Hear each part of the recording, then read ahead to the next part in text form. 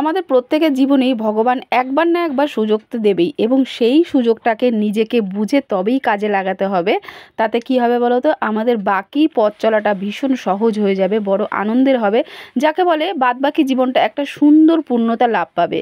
কথাটা কি আমি ঠিক বললাম? আমি কিন্তু প্রচণ্ডভাবে বিশ্বাস করি এই যে ভগবান যে সুযোগটা দেয়, এবং কেউ যদি এই সুযোগটাকে সময় মতো কাজে লাগাতে না পারে, পরে গিয়ে তাকে প্রচণ্ডভাবে আফসোস করতে হয়, যাকে বলে হাত কামড়াতে হয়, যে কেন আমি সময় মতো কাজটাকে করতে পারলাম না, কাজটাকে আমি ফেলে রেখে দিয়েছি। ছেলে যখন ব্যাচেলার অবস্থায় ছিল তখন বড্ড দোকান কামাই করতো, বা কাজের আলসামিটা ছিল, মানে ব্যাচেলার অবস্থায় যেটা আর কি হয়ে থাকে। সেই সময় তার বাবা একবার রেগে বলেছিলেন যে তুই আমাকে একটা ইট গেঁথে দেখাবি। তাহলে বাবা যদি আজ বেঁচে থাকতেন তাহলে দেখতে পেতেন ছেলে একটা ইট নয়, শত শত ইট এনে তার স্বপ্নটাকে পূরণ করছে। তার ছেলের বউ হিসাবে আমি বলছি, সেই মানুষটা যদি এখন বেঁচে থাকতেন তাহলে সব থেকে বেশি তিনি আনন্দ পেতেন। তো বন্ধুরা, এই কারণেই আমি প্রথমেই সুযোগের কথা বলছিলাম। তো সুযোগ ভগবান তো দেবে, কিন্তু কখন দেবে, কবে দেবে সেটা কেউ বলতে পারে না, তবে নিজেকেই বুঝে নিতে হবে যে না, আমার এখন সুযোগ আছে, আমাকে কাজে লাগাতেই হবে। তো বড্ড একটুখানি জ্ঞানের কথা বলে ফেললাম। আচ্ছা, আমার এই জ্ঞানের কথাটা কি তোমাদের কি ভালো লাগে? জানো তো বন্ধুরা, আমাদের বাড়ির পরিবেশ আগে অন্য রকম ছিল, মানে একসাথে থাকা, খাওয়া দাওয়া বা ঘুরতে যাওয়া, একসাথে বসে আড্ডা দেওয়া, ভীষণ হই হট্টগোলের মধ্যে দিন কেটে যেত। সময়ের সাথে সাথে সব কিছুরই পরিবর্তন হয়, মানুষের চিন্তা ভাবনারও পরিবর্তন হয়। তো এখন হয়ে গেছে বাড়ির পরিবেশটা অন্য রকম, মানে এখন একটু নিরিবিলি, বেশ অন্যরকম আনন্দের আবহাওয়া বয়ে যায় বাড়ির মধ্যে দিয়ে। তো যাই হোক, অনেক কিছু কথা তোমাদের সাথে আজকে খোলা মনে একটুখানি শেয়ার করে নিলাম। তো বাদবাকি ব্লগটা দেখতে থাকো, আশা করি তোমাদের ভীষণ ভালো লাগবে।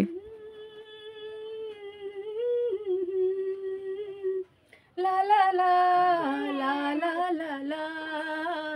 Good morning. So hello guys, good morning. আজকে হলো রবিবার, নতুন দিনে নতুন আর একটা ব্লগ নিয়ে চলে আসলাম তোমাদের মাঝে। আর এখন বেজে গেছে 9টা, সমস্ত কাজবাজ হয়ে গিয়ে আজ স্নান টান করে আজকে আমি একটু চুড়িদার পরে নিলাম, নাইটি আর পরলাম না। আর বাইরে প্রচণ্ড জোরে ঠান্ডা ঠান্ডা হাওয়া, একটু শীত শীতও করছে। তো যাই হোক, টুকির বাবা চাটা খেয়ে দোকান চলে গেছে, যেহেতু 9টা বেজে গেছে। আর আজকে টিফিন আমি বানিয়ে দিতে পারিনি, আজকে দেরি হয়ে গেছে। আর বাড়িতে তো মিস্ত্রি লেগেছে, তোমরা অবশ্যই জানো। মিস্ত্রি দাদারা চলেছে, তাদের জন্য আমি দুধ চা বসিয়ে দিয়েছি।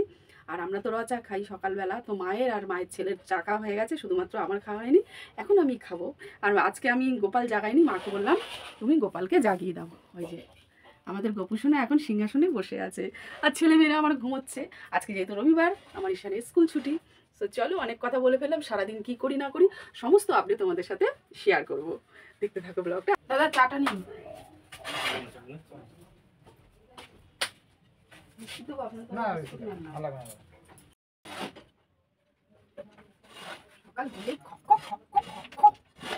এত কাশি যায়, ওষুধ খা। মিস্ত্রিদের এখন লাগবে কাপড় ছেঁড়া, আমার কতগুলো পুরনো নাইটি না পোটলা করা আছে, ভাবছি ওইগুলোই দিয়ে দিই, এক সময় মতো তো কাজে লেগে যাবে।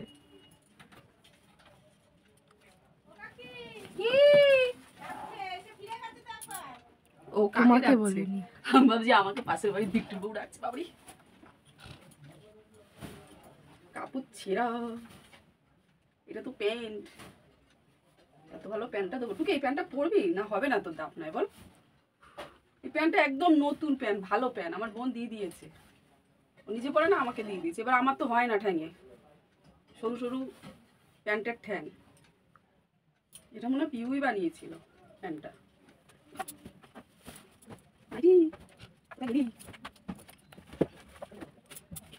পেয়েছি, এই হলো টুকটুকির পুরনো নাইটি। টুকি দেখ, পড়বি না তো?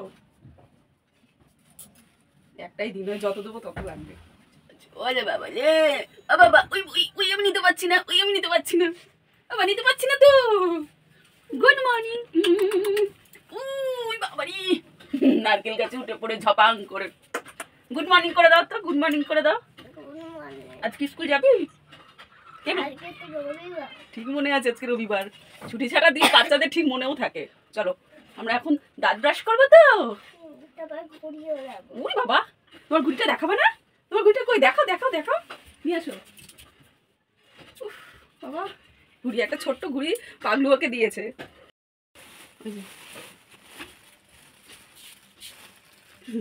বিশাল বড় ঘুড়ি, বল বাবা কখন রাখা ঘুড়িটা? আমি ছোট না, ওর জন্য আমাকে ছোট্ট ঘুড়ি দিয়েছে। বাবাই চলো দাঁত মেজে নাও, খেয়ে নাও, তারপরে ঘুড়ি ওড়াবা। কই রে, নে নে নে নে নে নে নে তাড়াতাড়ি, আবার বিছানার মধ্যে ঢুকে পড়েছে। টুকি তাড়াতাড়ি বিছানাটা গুছিয়ে নে। এই লাফাবি না সব সময়। শোন আমি বলছি, একটু দুধটা খেয়ে তারপরে পড়তে বস, বেশি না, অল্প অল্প একটুখানি। এনে এনে আয়।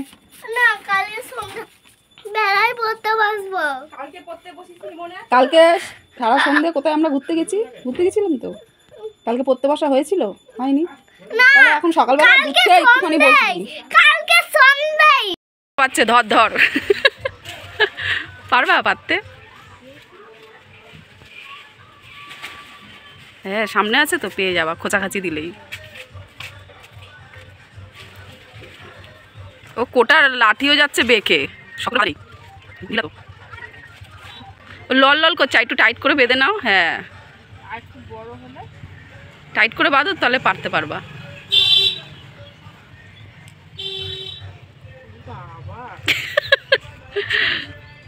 অ্যাকচুয়ালি গাছে ওঠ। হ্যাঁ হ্যাঁ ওঠ, হনুমানের মতো উঠে যায় পাই পাই করে।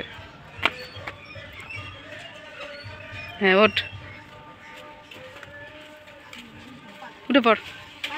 এই এই পড়েছে পড়েছে, এক্ষুনি তোর মাথায় পড়তো।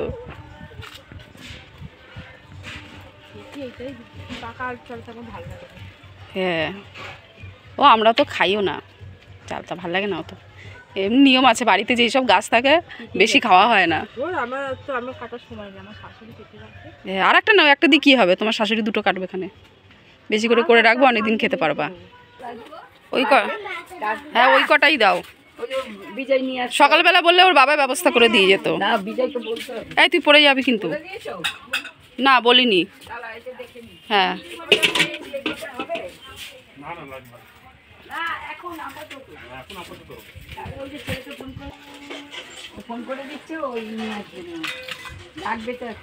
ওখানে বললে ওখান থেকে অনেক, ওর দোকানেই আছে কত পেপার। হ্যাঁ বলে দিচ্ছি। ট্যাঙ্কি প্লাস্টার করার পর তারপরে ওই সিমেন্ট গোলা দিচ্ছে, এবার তো পেপার লাগবে। সকাল সকাল বললে কি ওর বাবা ব্যবস্থা করে দিয়ে যেত, আর এমন টাইমে বলছে। এই আশেপাশে তো কেউ পেপার বিক্রি করে না, তাও কয়েকটা যে কাকি দিল ছিল ঘরে, বাবাকে আবার ফোন করে বলে দিই দোকান দিয়ে নিয়ে আসবে বেশি করে পেপার। আর এদিকে যে মাংস কষাচ্ছি, এখনও পর্যন্ত খাওয়া হয়নি, খেয়ে নিই। আর আজকে তোমাদের সাথে সেরকমভাবে রান্নাটা শেয়ার করলাম না, তবে টুকি আমার আজকে দারুণ একটা খাবার বানাবে। টুকি কী খাবার বানাবে টুকি?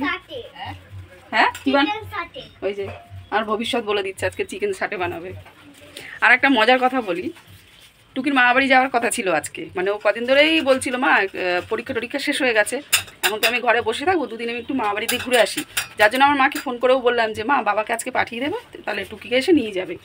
কালকে রাত্রের থেকে বলছে মা আমি মামাবাড়িতে যাবো না, গেলে ওখানে আমার বোরিং লাগবে, তুমি থাকবে না, মনি থাকবে না, আমি যাবো না।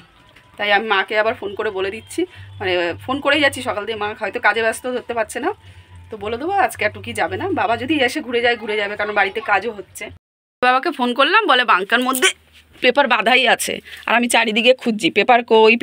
এই দেখো, এই যে পেয়েছি। তাহলে আমার টুকটুর বাবার মানে চারিদিকে মাথা আছে যে কখন কোন কাজে কোনটা লাগতে পারে। তো পেপার তো রেডি, চলো এগুলোই দিয়ে দিই, আমি টেনশানে মরছি। বাবু ওই কাকুগুলোকে দে পেপারটা, না দাও। বাবু আস্তে আস্তে যাও, আস্তে আস্তে। হ্যাঁ সো বন্ধুরা, দেখতে দেখতে অনেকটাই বেলা হয়ে গেছে, ছেলেকে খাওয়ানো হয়ে গেছে, আমি আর মেয়ে যে খেতে বসে পড়লাম। একটুখানি কষা মাংস নিলাম আর সাথে পালং শাক। মাংস হলে আর কষা খাবো না।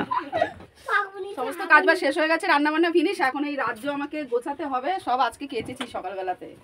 এবার সব বলবো না, কারণ কালকেরও বারান্দায় কিছু মেলা ছিল, এই যে যেমন টুকটুকি শীতকালের বস্তাটা, তারপরে এই যে মাফলারটা, এগুলো সব কালকে কেচেছি। মানে এইসব কালকের ওয়েদারটা একটুখানি মেঘলা মেঘলা ছিল, যার জন্য কালকে সারাদিনে শুকোতে পারেনি। তুই কোথায় খাওয়া দাওয়া করবি? হ্যাঁ আচ্ছা, কি ওদের ঘরে না, ওদের ঘরে কি আছে? সে তো নিমন্ত্রণ, খাউন দাও নেমন্তন্ন করেছে আমাদের। কিসের জন্য? তোদেরকে মানে কি আমাদেরকে? আমাকে নতুন জামা প্যান্ট পরিয়ে দাও। কেন কিসের জন্য? তোর বিয়ে লেগেছে জানো? জিনার মাসির জন্মদিন। হ্যাঁ তাহলে ধান দুব্বা দিয়ে আশীর্বাদ করতে হবে তো। তাহলে কি কিছু দিতে হবে তো, না তো এমনি খাউন দাও না হবে, এমনি খাউন গিফট দিতে হয় তো। তাহলে হ্যাঁ? গিফট কোথায়? কি গিফট দিবি? জিনার মাসিকে জিজ্ঞেস করে আয়। তোমার তো জন্মদিন, তোমাকে আমি কি গিফট দেবো? ওই কি জানো দিবি বল। কি দেব? হ্যাঁ বল, সাজার জিনিস, সাজার জিনিস, কি সাজার জিনিস দিবি? লিপস্টিক। লিপস্টিক। ঘরের কাজ শেষ হয়ে গেলে চলে আসলাম বাইরে মিস্ত্রিদের কাজ দেখতে। তো দেখতে দেখতে অনেকটা কাজই কিন্তু আজকে এগিয়ে গেছে, আর মাটিগুলো একটুখানি লেবেল করে নিচ্ছে যাতে ওদের হাঁটাচলা করতে বা কাজ বাজ করতে সুবিধা হয়। তো এখানে মনে হয় টাইপিংয়ের ইটফিটগুলো আগে পেতে নেবে, তো সেই কারণে একটুখানি লেবেলের মতো করে নিচ্ছে। আর কিছু না। আর কিছু খাওনি? সমুদ্র আমরা এখন দুপুরবেলা খেতে বসে গেছি। এই যে ঘরের মধ্যে বসে গেছি, বারান্দা তো এখন খাওয়া যায় না, কারণ ওদিকে কাজ করে তো ধুলো টুলো ওড়ে। আর মেয়ে ওদিকে ঘরে খেতে বসে গেছে শুক্তো। আচ্ছা, আর ছেলে এদিকে এই যে জিনাদের ঘর দিয়ে খেয়ে দিয়ে চলে এসছে। তাই এসে বলছে মা তুমি আমার হাতে একটু গন্ধ শুকো, মাংসের গন্ধ শুকাচ্ছে। তো চলো আমি এখানে খাওয়া দাওয়া করে নিই। বিকেল 4:45টার মতো, আর জামা কাপড়গুলো ওই যে মেলা রয়েছে, দেখি শুকিয়েছে নাকি। আর আজকে এই যে কাজ কইটুখানি কাজ হয়েছে, চলো একটুখানি তোমাদেরকে দেখিয়ে দিই। কালকে যে টাইপিং হবে তার জন্য এই যে আজকে ইটফিট পেতে গেছে। আর আমাদের এই যে সুইমিং পুল রেডি। আসলে সুইমিং পুল না, এটা পায়খানা বাথরুমের ট্যাঙ্ক। দেখি ওই দিক থেকে বাথরুমে যাওয়া যাবে। মোয়ে মোয়ে, ও বাবা কি করে যাব? এখানটা বেড়ার মতো হয়ে রয়েছে মাটি।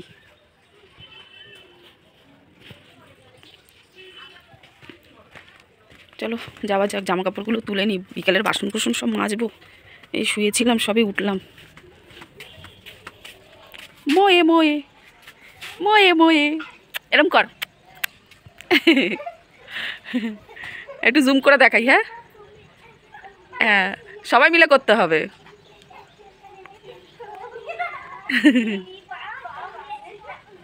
ঠিক আছে, জিরা চুলগুলো বেশি নড়ছে।